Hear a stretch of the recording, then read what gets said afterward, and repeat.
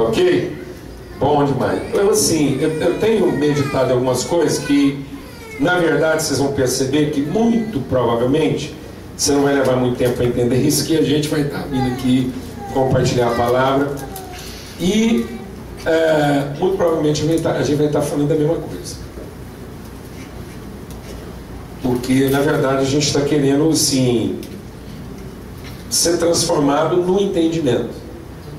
Como igreja, a gente não vai conseguir alcançar o nosso propósito se a gente não for transformado na nossa forma de pensar, na nossa forma de ver a vida, de ver o reino. O Evangelho não é para nos dar um conjunto de regras, de práticas. A palavra de Deus diz que nós não somos ministros de um código comportamental. Então, o que o Evangelho vem trazer é algo além da lei. Não é que ele é depois ou fora. Ou seja, a lei passa a ser um elemento menor daquilo que é a lei. É mais ou menos igual a morte e a vida. A vida não é depois da morte. Não há vida depois que morre. Ou você encontra a vida antes de morrer e entende a vida além da morte, ou você nunca vai entender o que a vida é. Então ninguém vai descobrir a vida depois de morto. Depois de morto você vai existir para sempre morto. Aí você vai querer morrer da morte e não vai ter jeito, porque você nem vive e nem morre, você só existe. O inferno é porque o povo vai existir para frente, para sempre. O inferno é uma desgraceira porque o povo vai existir. Todo mundo que preocupou em existir só vai para o inferno. Porque o inferno é um lugar onde vão se reunir todos aqueles que acharam que a vida era existir para sempre. Quem está entendendo o que eu estou falando? Amém. Então, ou eu conheço a vida, ou eu vou existir para sempre na morte. Então a vida é além, é acima, ela é abrangente, ela é absoluta. Amém? Então, o que Jesus vem nos trazer é a vontade de Deus, a vontade eterna de Deus. Ele vem trazer a revelação de todo o propósito de Deus, de modo que nós somos ministros da vida pelo Espírito. Todos nós aqui somos ministros do Espírito e não da letra. Se eu entender o Evangelho apenas na letra, se eu entender o Evangelho como um código de comportamento, um código de regulação, eu perdi o espírito do Evangelho. Eu vou me comportar de uma determinada maneira sem discernir o propósito daquilo. Amém, amados? Então a nossa reflexão tem que ser para entender o propósito da nossa salvação, da obra de Cristo na nossa vida, e não perceber isso apenas a partir da minha necessidade. Então, a palavra de Deus diz que o ministério de Moisés era o ministério da lei, da regulação. Então, havia uma regulação quando não havia discernimento. Então, quando uma pessoa não tem o discernimento dela exercitado, ela precisa de uma regra, precisa de uma regulação que ordene o seu comportamento, porque ela não tem entendimento. Mas quando ela é transformada no entendimento, ninguém precisa ficar falando para ela o que ela tem que fazer ou deixar de fazer. Porque agora, em vez dela ter uma lei externa que regula o comportamento dela, ela tem uma consciência da sua natureza. Então ela passa a ter um código de natureza e não de comportamento. Ela não faz mais as coisas para ser aceita. Ela faz as coisas porque é assim que ela é. Amém. Amém, mano? Amém. Há uma autoridade dentro dela que ela não resiste. E ela não resiste porque a vida só faz sentido daquela forma. Então ela não fica procurando formas, ela não fica procurando estruturas, métodos, leis de regulação. É o que ela é. Se você puser ela em qualquer ambiente, ela vai funcionar do mesmo jeito. Ela vai saber o que é a vida, ela vai amar. Então ela não ama só quem presta e odeia quem não presta. Ela ama todo mundo, porque ela não sabe fazer outra coisa do que você amar. Glória a Deus. Que isso é um código. E ela entendeu quem ela é. E não apenas ela está sendo subjugada por uma maneira de ser apenas para ser aceita.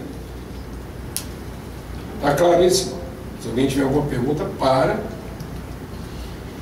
Então, a gente quer meditar um pouco mais sobre isso, para a gente ser transformado no nosso entendimento. O que é essa transformação no entendimento? É ter os olhos da minha compreensão iluminados. Como Paulo diz, eu oro pela igreja, Paulo está orando pela igreja, e eu oro para que vocês sejam iluminados nos olhos do vosso entendimento. Ou seja, para que haja uma clareza, para que haja luz na nossa vida.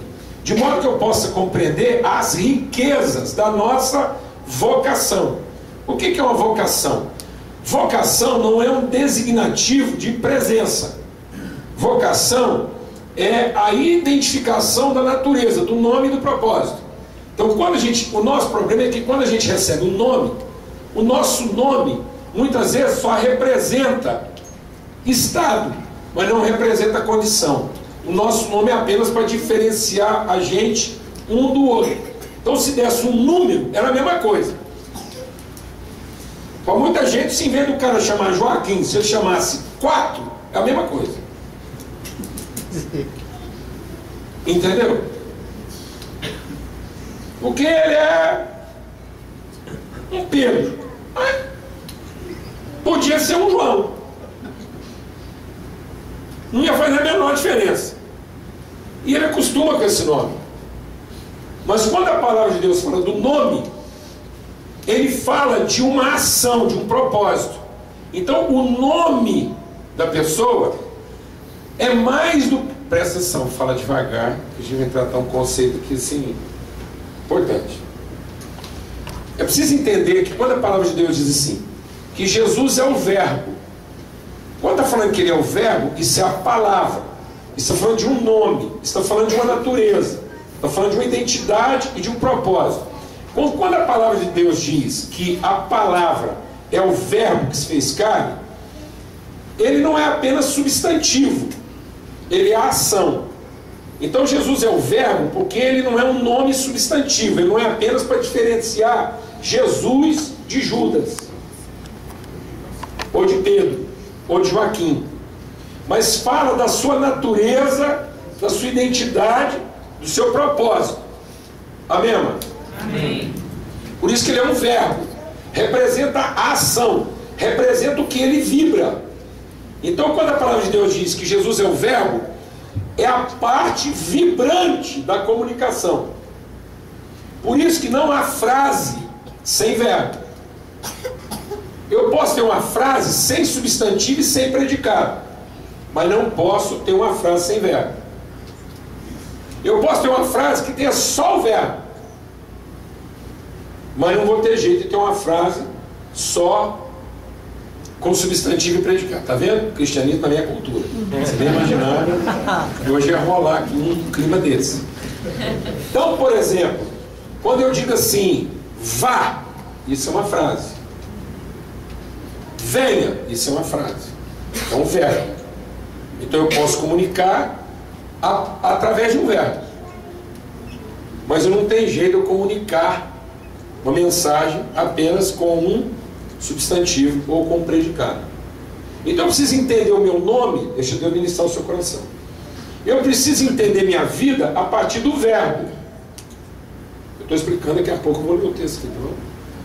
E não a partir da minha condição substantiva, que me separa do outro substantivo. E nem do meu predicado, que me separa do outro predicado. Então eu tenho um predicado e tenho um substantivo. Mas não é isso que vai fazer a diferença na vida.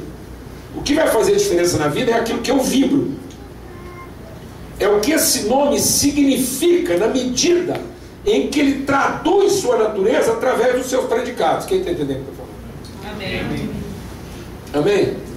Por isso que presta atenção, quando Deus criou tudo, a única parte que sobrou para o homem era dar um nome.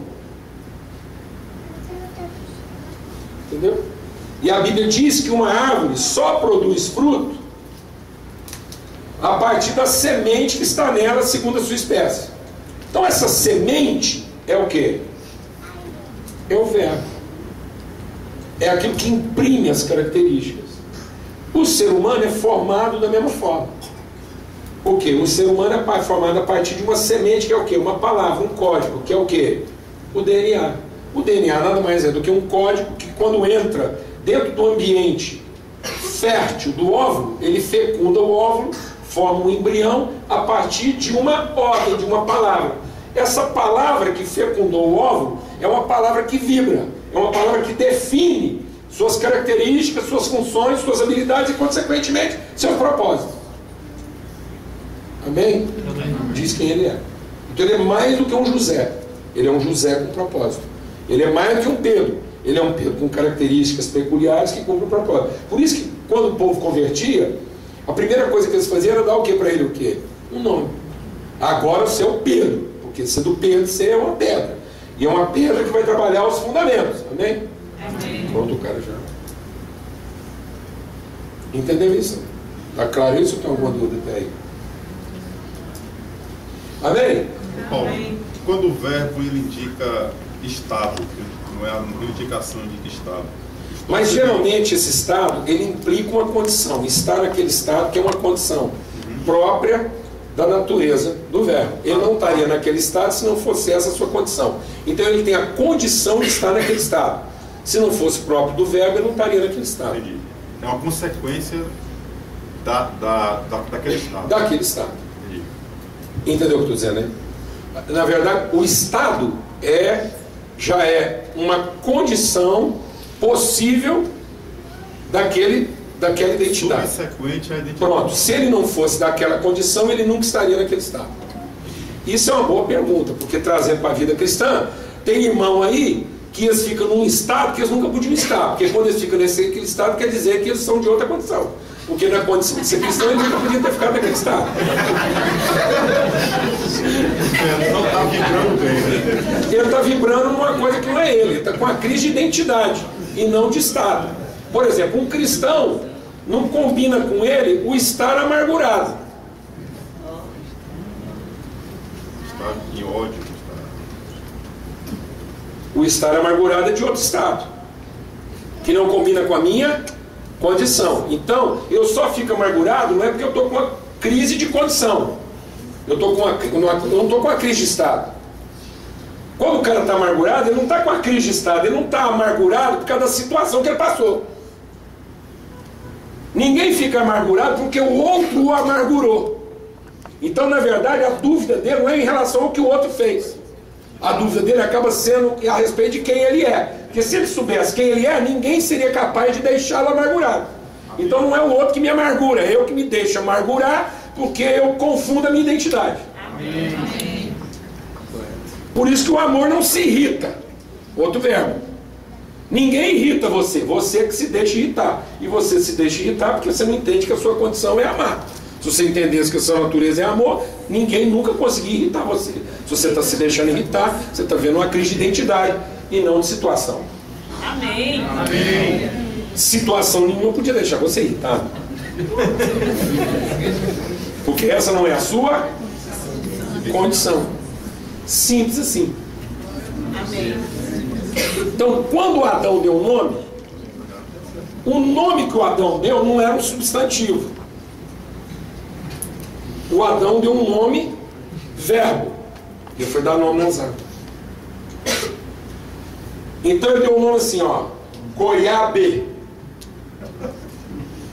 Que agora a árvore sabe que ela é uma goiabeira que goiaba goiabas. Então ela goiaba goiabas porque ela materializa o verbo goiabar. Então há um substantivo goiabeira que tem a condição de materializar de forma predicada goiabas, porque a natureza dela é goiabar. Então ela materializa o verbo goiabar. Quem entendeu? O cara não entende que não é goiaba, vem um ministério doido da cabeça aí e quer dizer para ele que ele é abacate. Aí ele passa o resto da vida dele tentando abacatar a partir do verbo goiabá.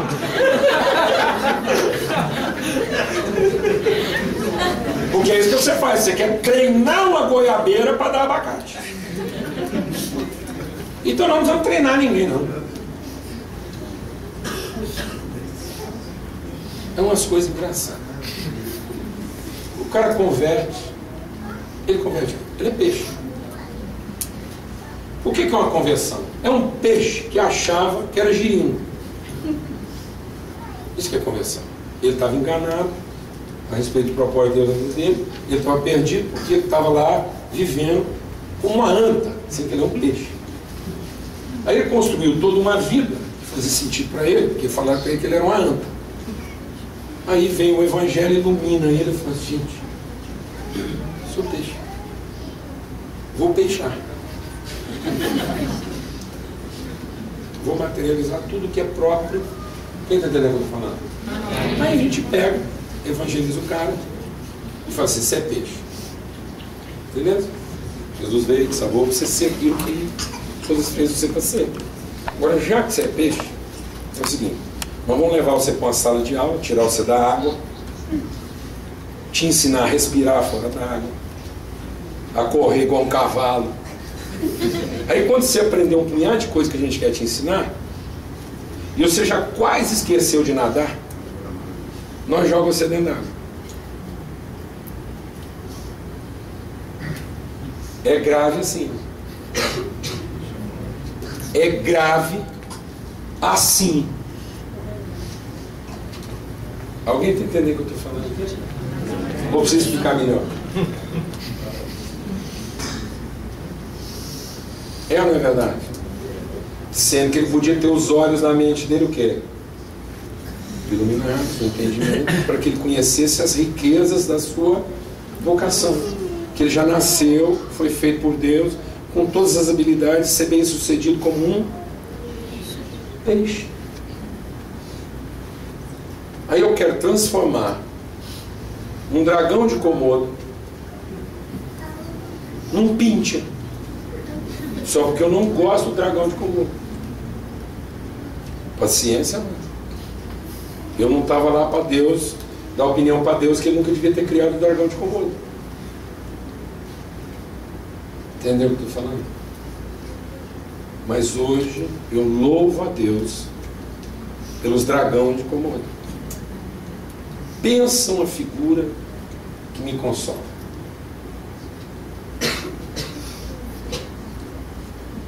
Quando às vezes eu quero perder a esperança, eu lembro do dragão de Komodo.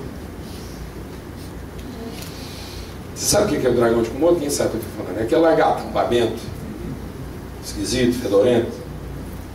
Sabe aquilo? Pois é. Já me salvou muitas vezes. Porque às vezes é aquilo que eu sou no final da tarde para minha mulher. É assim que ela está me vendo, você está entendendo? Mas há esperança. Glória a Deus. Amém, irmão? Amém. Que às vezes você está achando que você é um pinche, um lulu, e você está achando que os dragões de Komodo vão tudo para o inferno. Louve a Deus pelo dragão de Komodo. Que às vezes nós somos um deles. Aleluia, irmão? Glória.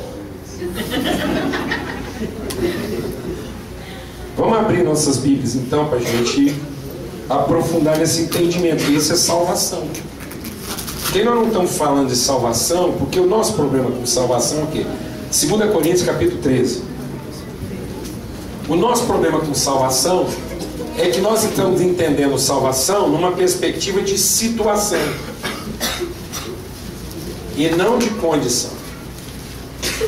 A salvação transforma a minha condição e não a minha situação. Salvação não é uma mudança de endereço, é uma transformação de consciência, de natureza e propósito. Então eu só sou verdadeiramente salvo se finalmente o meu entendimento foi iluminado das minhas ignorâncias e eu não tenho mais de mim mesmo os equívocos que eu tinha antes e que me colocaram numa situação adversa. Isso tanto é verdade, deixa Deus ministrar o seu coração, que quando o homem pecou, a primeira coisa que Deus perguntou para ele não foi o que ele fez, foi onde é que ele foi parar. Então Deus falou assim: onde? Homem, onde você é agora? Não é uma situação que Deus está perguntando para ele. É a partir de onde a sua vida se origina. Onde é que você está plantado agora? Quem alimenta você? Qual é a informação que você tem? Você vê que então Deus vai perguntando na área do quê? Da condição, da consciência, e não apenas da situação. A última coisa que Deus perguntou para o homem foi o que ele fez. Então a última coisa que Deus quer tratar conosco é o comportamento. Primeira coisa que Deus quer tratar conosco é a nossa consciência de origem, nossa consciência de natureza e propósito. Depois o comportamento vai ser ajustado. Glória a Deus, amém? Amém? Amém. Então aqui em 2 Coríntios capítulo 13, no finalzinho, Paulo está se despedindo da igreja, e é interessante que é uma carta de despedida mesmo. Ele diz assim: quanto ao mais, irmãos, é um encerramento mesmo de carta. Eu fico pensando, porque hoje em dia assim, a gente não tem mais esse costume. Imagina você escrevendo uma carta para o povo que se ama muito, e é um povo que está vivendo uma vida lá assim meio bagunçada. A igreja lá de Corinto era uma chapa quente, e aí Paulo está escrevendo para eles são as últimas palavras. Eu fico pensando, puxa, o que eu gostaria de escrever nas 3 últimas linhas de uma carta, sabendo que eu não vou ter oportunidade de falar com aquele povo de novo, e que eles têm desafios grandes para enfrentar. Como é que eu vou terminar? Porque a vontade que você tem de não acabar a carta, você concorda comigo? A gente ficar escrevendo, quando você ama uma pessoa e você quer comunicar, você não quer acabar a carta. Agora Paulo tem que acabar, ele tem que pôr um fim nessa carta. E ele diz assim: quanto ao mais, irmãos, ou seja, se eu tinha alguma coisa para falar, eu vou ter que encerrar aqui. Quanto ao mais, a Deus. Hashtag fui.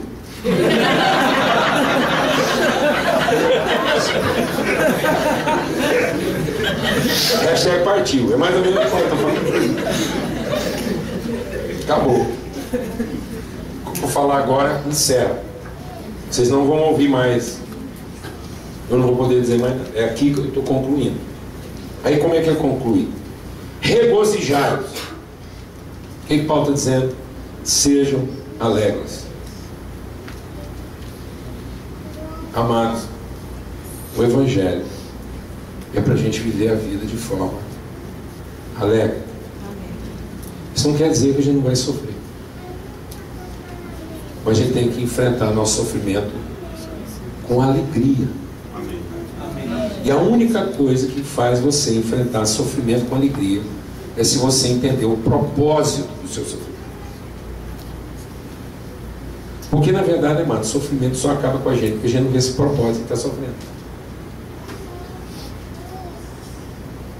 Mas se eu entendesse o propósito do meu sofrimento, eu enfrentaria aquilo com alegria, com disposição. Por isso que é possível viver uma vida alegre sempre. Glória a Deus. Alegrado sempre. É possível ter ânimo para a vida sempre. Porque finalmente eu entendi o propósito da minha vida. Então as circunstâncias não dizem o que minha vida é. A situação não diz o que a minha vida é. Minhas convicções dizem o que a minha vida é. Por isso que essa é a vitória que vence o mundo, a nossa fé. Paulo não diz que ele aprendeu a ser feliz, mas ele diz que aprendeu a viver contente. O que quer dizer contente? Ele aprendeu a viver a vida de maneira cheia. Não há vazios no coração de Paulo. Não há lugares não preenchidos. Lugares não preenchidos representam o quê? Carências. São os lugares não preenchidos da nossa vida que nos permitem ficar deprimidos. O que é uma depressão? Uma depressão nada mais é do que um achatamento, um ressalto que se cria a partir de uma pressão negativa. Então eu não tenho uma pressão interna suficiente, Vem uma pressão externa que é maior do que minha pressão interna e causa uma depressão. Se aquele espaço estivesse cheio, qualquer que fosse a pressão, não depressionaria. Glória a Deus, amado. Então, se eu tiver uma consciência clara de propósito, de destino, de natureza, não tem nenhuma pressão externa que vai me depressionar, ou me deprimir, ou fazer eu agir conforme uma pressão contrária. Por isso que Paulo é claro, em tudo nós somos o quê? Pressionados, perseguidos, perplexos. Ele está falando de pressões o quê? Externas, perplexidades, perseguição, tribulação. Mas em nada nós somos o quê? Desanimados, abatidos ou confundidos, porque eu tenho uma pressão interna, de natureza, de propósito, de sentido. Quem entendeu isso? Amém. Amém? Não tem crise de identidade, então regozijai-vos sempre. Sejam perfeitos. Então Paulo está dizendo que é possível a gente ser perfeito. O nosso problema é que a gente associa perfeição à ausência de defeitos. Perfeição não tem nada a ver com ausência de defeito. Perfeição não tem a ver com estética. Perfeição não é um atributo relativo estético. Perfeição quer dizer o quê? Cheio, completo. Então seja completo. Seja cheio. Ou seja, seja integralmente compromissado com aquilo que é o propósito de Deus na sua vida. Amém. Então perfeição tem que haver perfeição não tem ausência de defeito.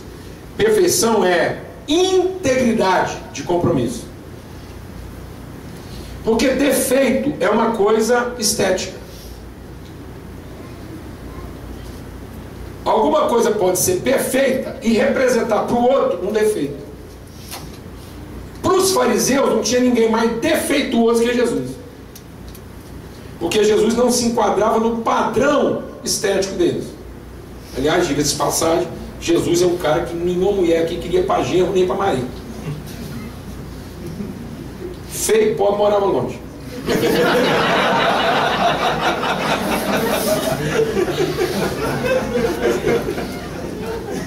Feio por quê? Olhamos para ele e não havia nele beleza que nos agradasse. Então Jesus não passou no quesito estético beleza, ele era feio. Ninguém foi para Jesus porque ele era o quê? Bonito. Ele não se enquadrava no nosso padrão estético beleza. Não tinha bens nesse mundo, não tinha nem travesseiro. Pensa um cara que não tem travesseiro. Entendeu isso? Não? Quem que é o marido de Deus aí, pessoal?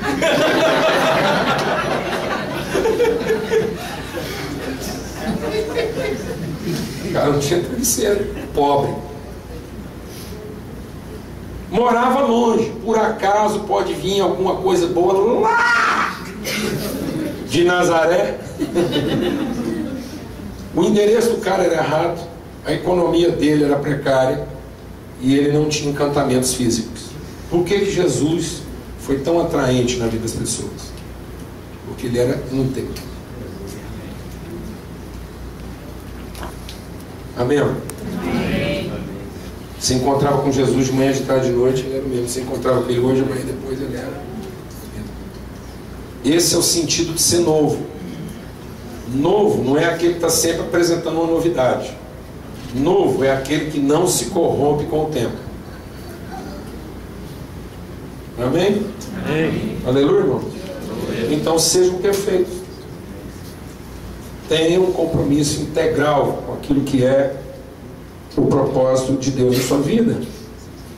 E ele diz mais: sejam consolados, ou seja, gente que conhece o coração de Deus, conhece o propósito das relações, gente que não se apavora, gente que não se perturba. Então Paulo está dando recomendações finais aqui. Gente, que vocês sejam conhecidos pelo seu grau de compromisso, que que vocês sejam conhecidos pela sua disposição, sua vitalidade, seu vigor, contentamento, engajamento e estabilidade. Não sejam inconstantes, sejam consolados, gente, de disposição serena. Glória a Deus, amor. Depois ele diz aqui, ó, e sejam o mesmo parecer, vivam em paz. Ou seja, ainda que você trafegue em trajetórias diferentes, que estejamos todos indo para o mesmo rumo. Então, na nossa vida, nós podemos ter diversidade de percursos, mas nós não podemos ter conflito de direção. Aleluia, irmãos? Amém. Amém? Amém. Qual carro que é melhor, amados? Uma Ferrari ou uma Kombi? Não fala mal da minha comida, não. Hã? Não fala mal da minha comida, não. Pronto, você tem uma? Então qual carro que é melhor? Uma Ferrari ou uma Kombi? A minha comida. Depende. Porque se o quesito fosse chegar rápido, seria melhor uma Ferrari. Mas se o quesito for levar muita gente, é melhor a sua Kombi. Então, depende. Glória a Deus, amado. Mas o importante é que todos cheguem ao quê? No mesmo lugar. Ao seu destino, cumpram o seu propósito e completem a sua tarefa, a sua obra, a sua carreira. Glória a Deus. Em nome de Jesus. Então, isso vai trazer para a nossa vida o quê? Paz, harmonia. Paz não é ausência de conflito. Paz é harmonia interior. Eu posso estar no meio da maior confusão, que isso não me rouba a sintonia. Eu não desafino com aquilo que é o propósito de Deus. E aí Paulo então encerra dizendo o quê? Saudai-vos uns aos outros com ósculo santo. Todos os santos vos saúdam. Então ele diz o quê? Vivam uma vida afetiva, carinhosa. Está falando para a igreja.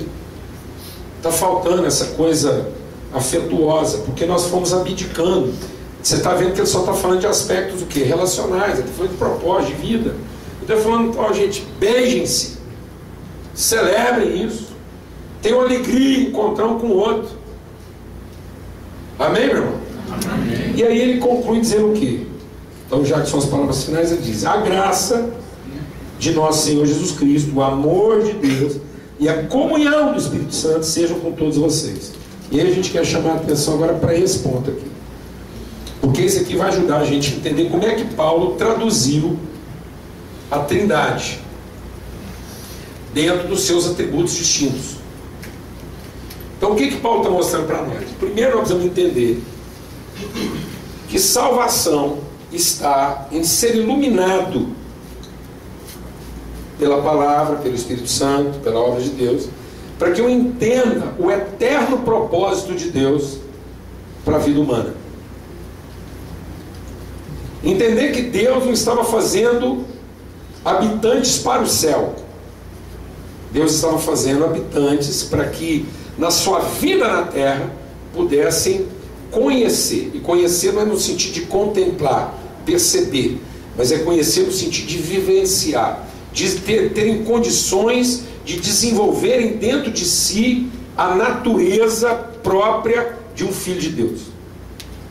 Para que quando a gente chegasse na presença de Deus, finalmente, a gente tivesse como uma planta, amém?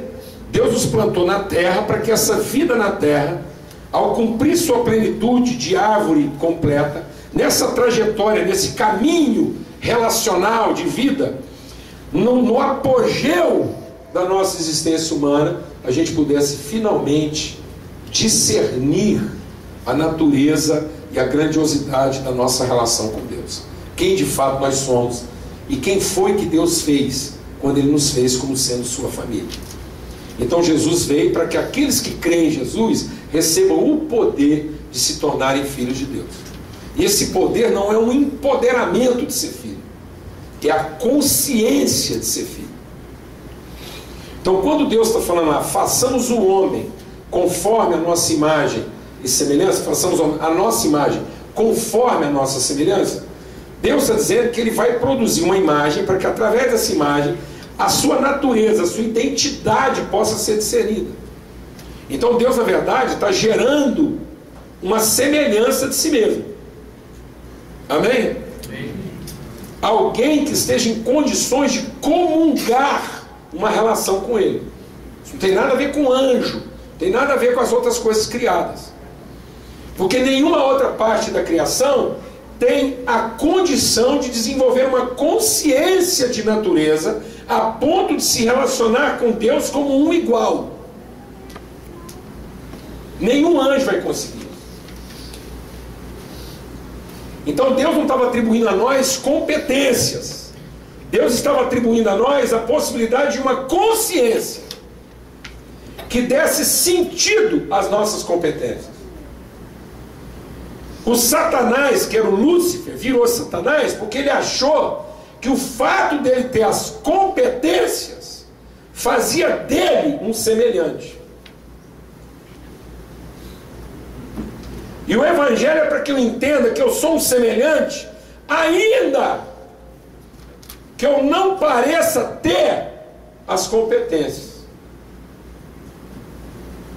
Você entendeu isso? Então deixa Deus ministrar o seu coração e te curar.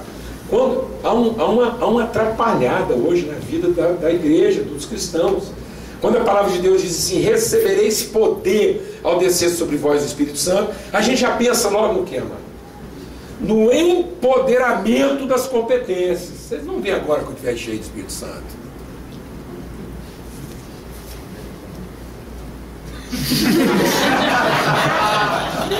Verdade, que você está falando. Menos. Não. O empoderamento é coisa de gente mal resolvida. Tem necessidade desse poder quem tem crise de identidade.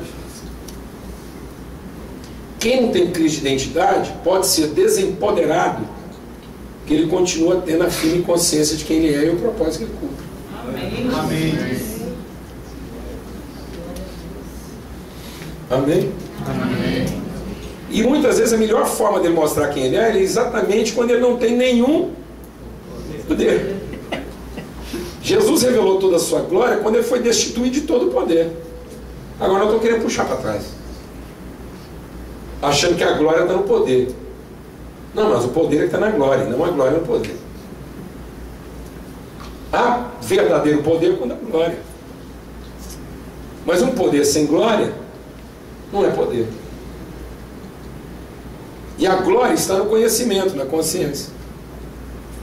Tanto que Jesus, quando vai passar o seu momento de humilhação maior, ele não disse: empodera o teu filho. Ele disse o que, amado? Glorifica o teu filho, para que o teu filho glorifique a ti. Vamos mostrar junto aqui, Pai, o grau de relacionamento que nós temos. Amém. Glória a Deus. E eu vou ser tão desempoderado, Pai, que vai chegar um momento que eu vou achar que nem o Senhor está comigo. Mas nem assim eu vou abandonar a nossa relação. Amém. Amém. Glória a Deus. Glória a Deus. O que vai me consolar não é perceber a tua presença. O que mais vai me consolar é a certeza dela, mesmo que eu não a perceba. Amém. Porque nós empenhamos uma palavra e essa palavra vai ser mantida. Glória a Deus. Recebereis poder. Aleluia, Senhor. Com esse poder você pode ir para os confins da terra. Está entendendo isso? Então, esse é o poder de ser um filho, de ter essa consciência, que vai produzir tudo aquilo. Então aí, Paulo, para falar disso, ele vai falar dessa relação. E aí é interessante, presta atenção aqui, ó. Que ele está dizendo, então é o amor do Pai, a graça do Filho. Mas ele começa pela graça. Ele começa pela graça. É a graça do Filho, o amor do Pai e a comunhão do Espírito Santo. E o que isso é importante para nós? É importante entender, então, que Deus está gerando uma relação. Que aí eu tenho que olhar para isso e entender que o Deus que nos gerou é uma comunidade e não um indivíduo. Então nós somos gerados de uma natureza relacional. e não de um poder individual. Vou repetir devagar. Nós somos gerados de uma relação e não de um poder individual. Não é o Deus individual, é o Deus comunidade, é o Pai, o Filho e o Espírito Santo. Por isso que em toda a criação você escuta uma coisa que não define quem Deus é. Em todo o processo criativo você escuta algo que define o que Deus pode. Haja, haja, haja, haja, haja. Quando ele vai fazer o homem, ele diz façamos, mudou de conversa. Agora não é o poder que ele tem de fazer, mas é a relação que ele tem com a sua própria comunidade que deseja gerar alguém que comungue disso. Amém. Glória a Deus. Amém. E o que o nosso desejo de poder está fazendo? Está fazendo com que a gente perca a noção relacional. Então, quando a gente perde a perspectiva relacional, a fé não tem sentido. Porque a fé só faz sentido se for para a relação. A fé que é para o indivíduo não é fé, é crença. Não existe fé para o indivíduo, só existe fé para a relação. Amém? Amém? Eu não preciso de fé para me interessar pelo indivíduo. Para interessar pelo indivíduo, eu só preciso de egoísmo, vaidade, cobiça, ganância. Eu só consigo me interessar pela relação se eu tenho fé. Amém? Amém. Por isso que sem fé é impossível agradar a Deus. Tudo aquilo que eu penso que não for para a relação não agrada a Deus. Glória a Deus, amado. Porque Deus pensa a relação. Porque essa é a maneira de Deus ser. Deus é uma relação. Pai, Filho e Espírito Santo. E eu conheci quem Deus é a partir da graça. Então, por que começa pela graça? Porque foi a parte visível de Deus. A parte visível de Deus foi como essa relação se materializou em uma pessoa. Então eu estou entendendo agora que todas as virtudes, presta atenção, eu estou entendendo agora que todas as virtudes de Deus, por mais subjetivas que sejam, elas podem ser materializadas. Então o que gerou fé em mim? É porque Deus revelou, mostrou. E Ele não revelou no sentido apenas de anunciar. Ele revelou no sentido de comunicar. Ele fez um homem da sua natureza. Então Deus não está abençoando você como Deus. Deus quer abençoar você como um pai. Amém. Não é o que Ele faz por você, é o que Ele faz de você. Então a maior bênção de Deus não é o que Ele vai fazer por mim. Se eu continuo achando que a melhor coisa que eu posso receber de Deus é o que Ele fará por mim, eu nunca entendi o verdadeiro propósito de Deus, porque não é o que Ele quer fazer por mim. Satanás vive sendo abençoado por Deus naquilo que Deus faz por ele, porque se não fosse Deus dar uma força para ele lá e manter ele existindo, ele já estava torrado há muito tempo, ele nem existia mais. Então o Satanás vive de favor.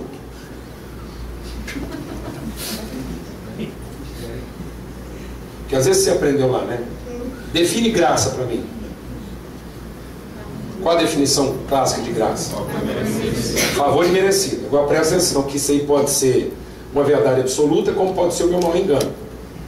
Porque se eu entendo graça como favor imerecido a partir da minha carência, então eu tenho uma carência, eu tenho um oco, eu tenho necessidade, eu preciso que alguém mais poderoso que eu me ajude. Então se eu entendo o favor a partir da minha carência, esse favor terá a exata dimensão da minha carência. Então eu só vou conhecer o favor no limite da minha necessidade. Então se eu entender que Deus me abençoa com a sua graça, porque Ele me fez um favor que eu não mereço, eu entendo Deus no limite do que eu precisava dele. Na onde eu não preciso de Deus, eu também não conheço, eu até dispenso.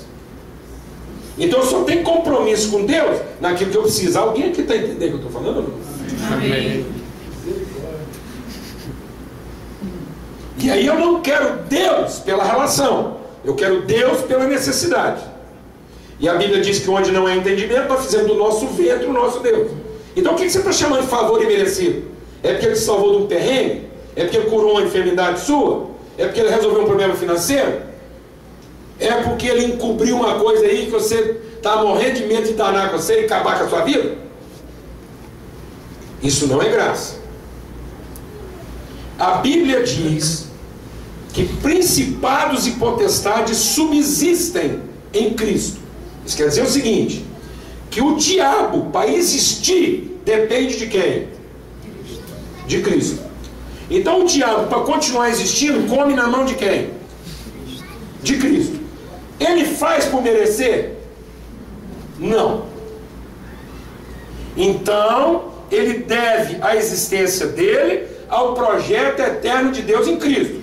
E ele não faz nada para merecer, pelo contrário. Ora, então ele fica de favor. Você está recebendo de Deus um favor que ele não merece? Isso é graça? Nunca. Isso continua sendo um favor que ele não merece. Então qual é o favor? Então, graça não é um favor imerecido. Graça é o favor imerecido. E o favor imerecido é que Deus nos fez seus filhos. Amém. Isso quer dizer que Ele não resolveu meu problema. Deus não me amou e aí resolveu minha carência. Não.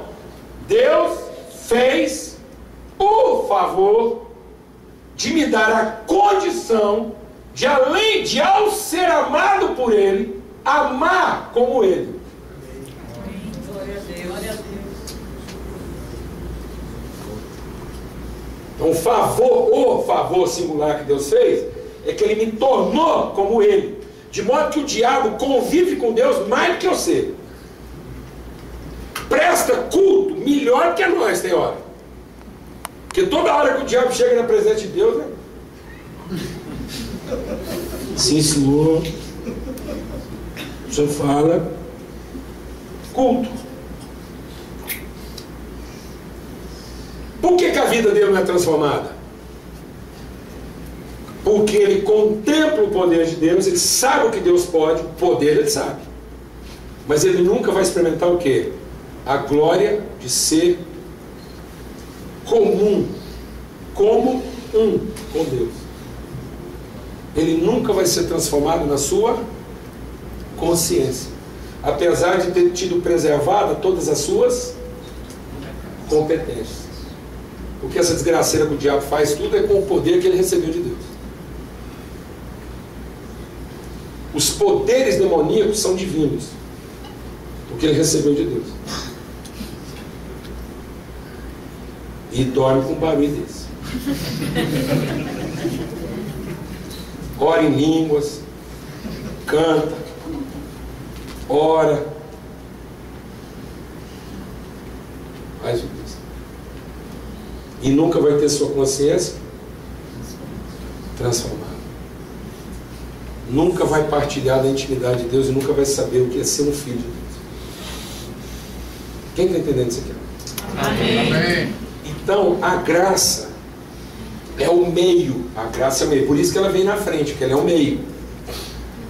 Ela é o meio de revelação do que é o propósito eterno de Deus. Ela é o meio de revelação daquilo que é o plano eterno de Deus. O que Deus está querendo fazer? Deus estava querendo fazer pessoas como Jesus. Então, tudo que Cristo fez foi para que, uma vez que Ele era único dessa forma, Ele entregou, Ele ofertou da sua substância. Ele entregou toda a substância da qual Ele é feito, e Ele entregou isso para que Deus agora pudesse fazer outros filhos como Ele. Então, da mesma forma como Jesus foi gerado, agora nós somos gerados. Porque agora Ele colocou da semente de Cristo, que era o seu Espírito e a sua palavra em nós, e essa palavra está formando em nós um filho de natureza divina. Essa é a graça. E aí, quando eu tenho discernimento dessa graça, eu vou ser salvo. Porque agora eu não vou ter mais a minha vida numa perspectiva do que eu desejo, mas eu vou ter a vida na perspectiva de qual é a sua verdadeira origem e o seu verdadeiro propósito. Quando eu vejo a vida pelo futuro, mas não entendo a sua origem, aquilo que deixa Deus falar no seu coração. Quando eu olho para a vida na perspectiva do que a minha alma anseia para o futuro, mas eu não tenho uma consciência absoluta de origem, aquilo que deveria ser a expressão da minha fé se torna a expressão das minhas expectativas. Então essa pessoa que você acha que seria bom ser uma pessoa, essa pessoa, ela acaba frustrando você, porque você está pretendendo uma vida com Deus, uma relação com Deus que não começa em Deus. Começa em quem? Em você. E tudo que começa em mim não tem futuro, porque começa numa carne corrompida pelos seus desejos, pelas suas carências. Então nada que vem da minha carne se aproveita. Então deixa Deus ministrar o seu coração. Qualquer esforço aparentemente espiritual, mas que começa na minha carência de alcançar Deus com esse esforço, é tempo perdido. Porque nasceu na minha carne. Não nasceu na consciência de quem eu sou e do que é que eu sou feito. Então muitas vezes o meu esforço está traduzindo minha expectativa e não minha convicção. Por isso que eu posso ser facilmente frustrado. Por isso que eu não regozijo, por isso que eu não sou consolado, por isso que eu... Amém? Porque não há uma consciência de identidade, há só uma consciência de expectativa. Quem está entendendo o que eu estou falando? Por isso a graça me mostra. A graça é esse elemento.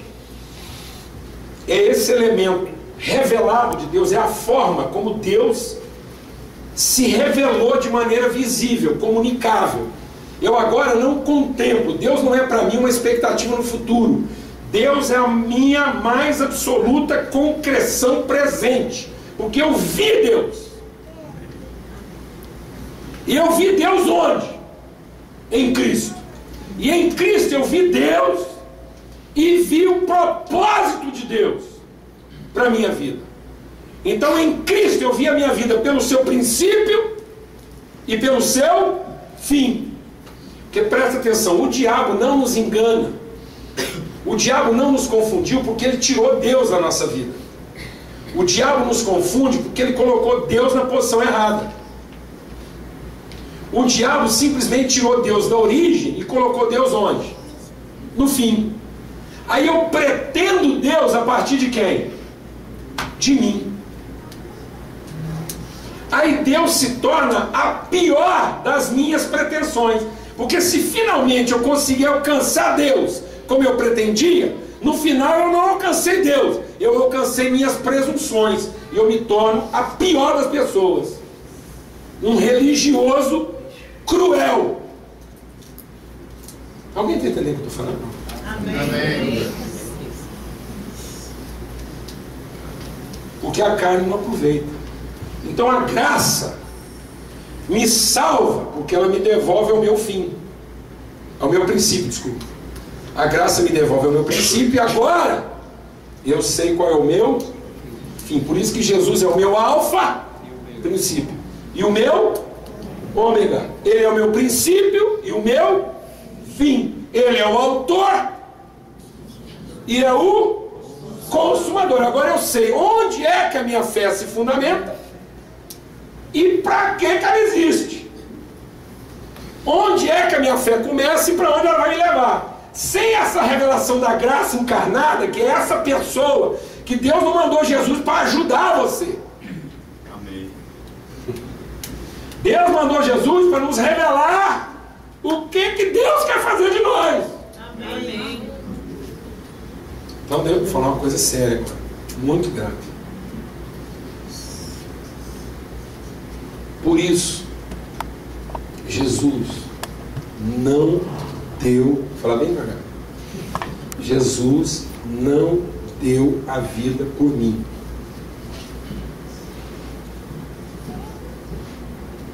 Jesus não deu a vida por você. Jesus não é seu Salvador. Ele não morreu por você, nem deu a vida por você. Jesus não morreu por mim, nem deu a vida por mim. Porque se Jesus tivesse dado a vida por mim, ele mesmo estaria perdido. Porque ele teria salvado eu. E Jesus não deu a vida para salvar eu. Jesus deu a vida para salvar nós.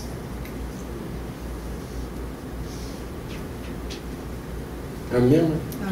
Amém. Então, no mínimo, Jesus estava salvando quem? Nós. A nossa relação e não a minha individualidade. Quando eu penso que Jesus deu a vida por mim, eu me torno o mais cruel dos perdidos. Porque eu acho que Jesus está salvando quem?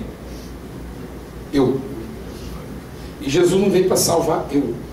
Jesus veio para matar eu com segurança. Jesus veio para que mim pudesse finalmente morrer em segurança. Jesus deu a vida para que finalmente não existisse mais eu, nem mim. Glória a Deus. Aleluia, irmão. Vamos ter mais um tempinho aí, uns 15 minutos?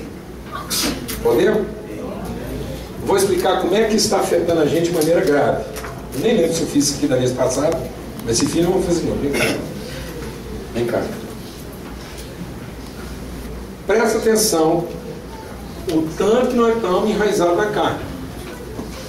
Você fica aí, vamos fazer um triângulozinho aqui. Né? Jesus, Ele, eu, tu. Então aqui nós temos um incrédulo, aqui nós temos o crente, e aqui nós temos o Salvador. Olha como é que nós estamos evangelizando. Queria falar para tu que eu conhecia ele, achava bom você se acertar com ele, que eu já me acertei com ele, e agora ele vai levar eu para o céu. Eu não sei, mas pode. Depende só de tu falar com ele, para ver se ele quer levar tu para o céu igual eu. Mas se de tudo tu não quiser, eu vou com ele e tu se lasca.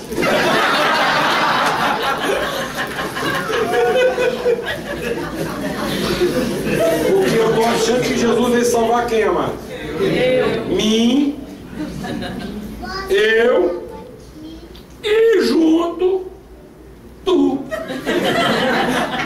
Mas eu posso muito bem ser salvo sem tu. Vamos mudar a conversa? Jesus, nós precisamos conversar. Porque eu estou percebendo alguns sinais vindo do seu coração a respeito de nós. E tem uma parte de nós que precisa ser salva. O que nós podemos fazer para salvar a parte de nós que ainda não está salva? Porque não tem jeito de nós sermos salvos se uma parte de nós não está salva. Então, o que nós podemos fazer junto para apresentar nós para o resto de nós que ainda não conhece nós? Amém. Faz diferença? Não? Porque Jesus não veio salvar eu. Ele veio salvar nós. E quando ele salvou nós, ele estava salvando todo o nós. Amém? Amém. Então não há salvação enquanto todos nós não estivermos salvos. Amém. Alguém entendeu isso aqui? Ó? Amém. Obrigado, Jesus. Pode sentar tudo. Deixa você conversar com ele. Não aproveite, não perde a chance da sua salvação. Está claro isso, amor? Então o que a graça vem nos revelar? Que a origem absoluta de todas as coisas é o amor. O amor é o Pai, porque é a vontade absoluta. O amor é o Pai dessa relação, Porque Ele é absoluto na sua vontade. Ele é absolutamente livre. Ele não foi influenciado por nenhum outro motivo que não o amor. Então Ele amou antes que alguém merecesse ser amado. Então Ele é absolutamente livre. E eu não serei absolutamente livre nas minhas intenções de fim enquanto eu não tiver origem num motivo absolutamente livre de qualquer outro motivo que não seja o quê? Amor. Então a única coisa que pode fazer com que eu chegue absolutamente no propósito é se eu for gerado originalmente, principalmente, numa condição absolutamente livre, que é o amor. De modo que eu não tenha outro motivo de fazer tudo o que eu estou fazendo, a não ser a liberdade absoluta que só o conhecimento do amor original do Pai me concede. De modo que eu não amo porque eu gosto de você. Eu não amo o que eu gosto e detesto o que eu não gosto. Eu amo. E sou livre. Justamente porque eu amo. E o único motivo de eu amar é que eu sou feito de amor. Glória a Deus. Não fica me apertando aí para saber por que eu amo você. Porque se você ficar me apertando, eu acabo te falando todos os motivos que eu tenho para não gostar de você. Porque o único motivo que eu tenho para amar você é porque é dessa substância que eu sou feito. Bem que eu queria não amar, porque tem um punhado de coisa em você que eu não gosto. Mas há um absoluto de origem que faz com que tudo que me movimenta em direção a você não é outra coisa senão amor. Não é o bem que você me faz. Não é a forma como você se comporta. Não são os motivos que você me dá. São os motivos que eu tenho. Ninguém deu motivos para Deus amar. A única razão que movimentou Deus na sua origem foi o que, amados? O amor. Absolutamente livre de qualquer outro motivo. Glória a Deus, amado. Como eu fiquei sabendo disso? Pela graça. A forma como a graça foi comunicada a mim, sem nenhum outro motivo que não fosse o quê? O fato de que Deus me amou e quis me fazer um filho dele. Que motivo para isso? Fora do seu amor, ele não tinha. E eu me rendo a isso. É disso que eu sou feito. E qual o propósito disso? Qual é a direção que isso toma? Agora que eu sei qual é a origem, qual é o destino? O destino é a família. O destino da graça não é venerar a Deus, é se esforçar pela comunhão dos irmãos. Amém. Então o propósito disso não é me devolver para o céu. O propósito disso tudo é reunir a família em comunhão. Então a fé só é verdadeira quando o único motivo da fé é a certeza de que Deus é o quê? Amor. E é disso que eu sou feito. E qual é o único propósito da fé? Não é me salvar, mas é dar a vida em favor da minha relação com os meus irmãos. Então o Espírito não me move a Deus. O Espírito de Deus me move em direção aos meus irmãos. O Espírito não é para que eu finalmente celebre o poder de ser cheio do Espírito de Deus em mim. O Espírito é para que finalmente eu celebre a oportunidade de comunicar aos meus irmãos de que substância nós somos feitos. Glória a Deus. Então a natureza de Deus se revela de forma completa. Quem vê o Filho vai ver o Pai. Porque nós somos feitos de quê? De amor. E como é que eles vão ficar sabendo isso? Porque nós vivemos a vida em favor do quê?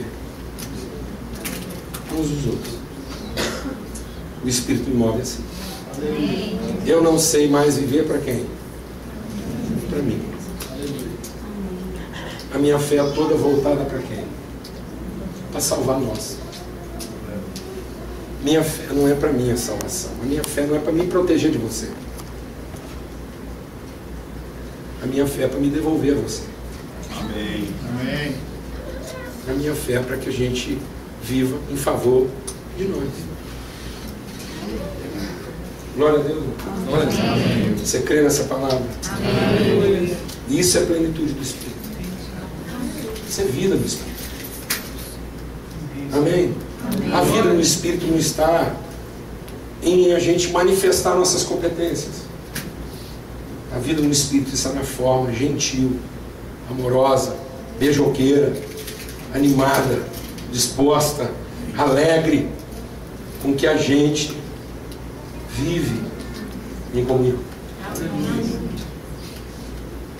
Você crê nessa palavra? Amém. Em nome de Jesus. Esse é o nosso esforço. Amém? Amém. Esse é o nosso esforço. Para que agora o Pai, o Filho e o Espírito, na expressão do amor, da graça e da comunhão, sejam conhecidos.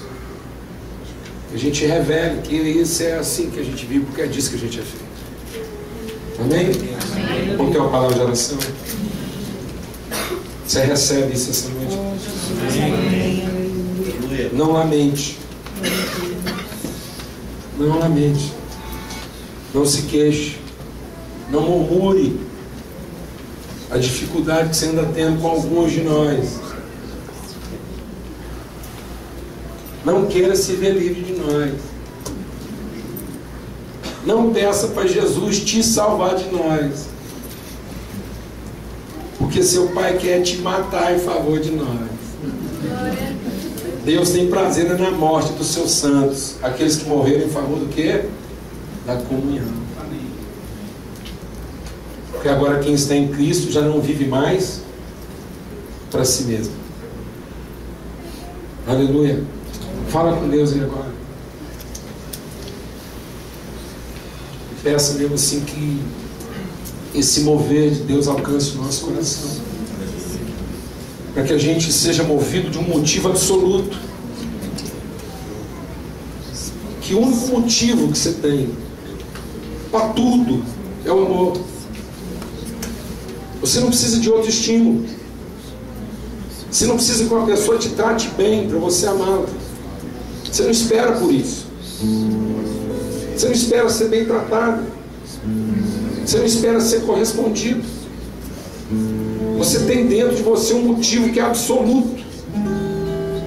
A semente da qual você foi gerado, essa semente é incorruptível. Ela não se corrompe quando alguém te trata bem, ela não se corrompe quando alguém te trata mal. Você não ama mais porque alguém te tratou bem, e você não ama menos porque alguém te tratou mal. Você continua amando.